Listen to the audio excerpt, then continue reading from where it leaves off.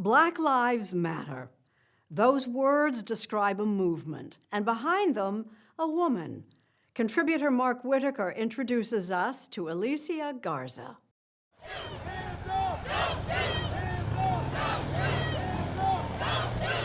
This summer, the Black Lives Matter movement took center stage. From global protests to a renamed plaza in Washington, D.C., to murals adorning neighborhoods throughout the country.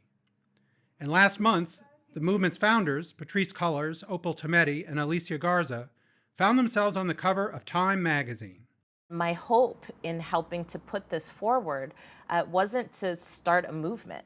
Alicia Garza coined the phrase, Black Lives Matter. My hope was to actually change people's minds, to change the way that we see ourselves so that we can stand in a stronger footing to be able to change the things that we don't like that are happening around us. We met the Oakland-based activist at Marcus Books, the country's oldest black bookstore, to discuss Garza's soon-to-be-released book. And I wanted to make sure that we were in a place that really represents the legacy and the enduring tradition of black organizing and black resistance. The Purpose of Power is Garza's own story of black organizing and black resistance. Black Lives Matter!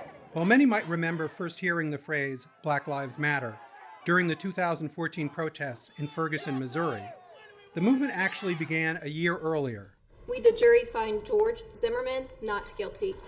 The day George Zimmerman was found not guilty of murdering 17-year-old Trayvon Martin in Florida. That was murder! After the verdict's announcement, a stunned Garza penned several Facebook posts. Was that a phrase? Was that just something that came pouring out? Well, let me just say, I'm not a big Twitter user, so when I first used the words Black Lives Matter, it was on Facebook.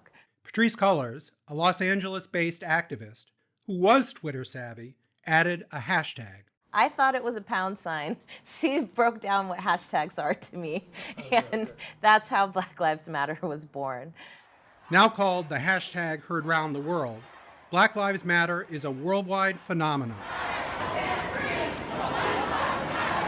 Garza traces her own path to activism to her mother and her upbringing during the 1980s and 90s in an affluent suburb of San Francisco, where she says being an outsider gave her a unique vantage point. I grew up with the ethos that you always fight for the underdog. Black folks forever had been working hard to get ahead, but that this country wasn't working hard for black people and didn't plan to. Garza also credits MTV News for broadening her perspective, with stories about the apartheid system in South Africa. We're finally dismantling the racist system of apartheid. Famine in Ethiopia and domestic politics. This was a time when there was a big debate happening nationally about the epidemic of teen pregnancy. And there was a big fight over whether or not young people should have the tools that they needed to make decisions as they were making choices about whether or not to have sex. That was your first big cause as an activist when you were still in... I was 12 years old. I was in middle school.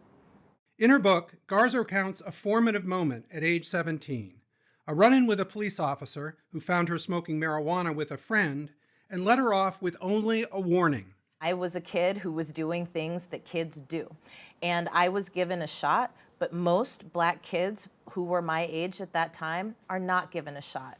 And guaranteed, if I had been a 17-year-old black girl in West Oakland caught with the same amount of marijuana, I would have spent not just the night, but I would have had a criminal record. The takeaway from this encounter resonates with Garza today. I think the moral of that story is this. We have a criminal system that is intent on treating some people differently than others. It's actually baked into the architecture of that system. And what this movement is fighting for, it is to, frankly, dismantle a system that was designed to criminalize black people, that was designed to criminalize poor people and people of color and other oppressed people. So when you use the term dismantle, I think some people are confused right now about exactly what that means. Does it mean dismantling a certain kind of policing in certain communities? What do you want dismantled? Well, I didn't talk about dismantling police. I talked about dismantling systems. And so when we talk about dismantling systems that are harmful to our communities, it means taking them apart and stopping our usage of them. But we can't just dismantle without building something in its place. And I think what's important for all of us to engage in is a reimagining of what it looks like to have dignified communities where we are not patrolling communities with guns and tanks. Alicia Garza is now focusing her efforts beyond Black Lives Matter, founding groups aimed at empowering women and building Black political power. And so what do you tell people when, as I'm sure they do on a daily basis, white folks say, what can we do to help? What do you tell them? Well, I say you can join a movement. And so being in solidarity with Black Lives Matter, being a part of this larger movement for change in this country and around the world can't be about charity. I don't want to fight next to anybody who's like, you know, I'm doing this because you people need this. And for those who think Black Lives Matter is merely a social media movement, Alicia Garza offers this. Actually, the story of movements is not about how many people follow you on social media. It's about how many people will step forward. And you can have 1 million followers on Twitter and not get one person to step forward and take action.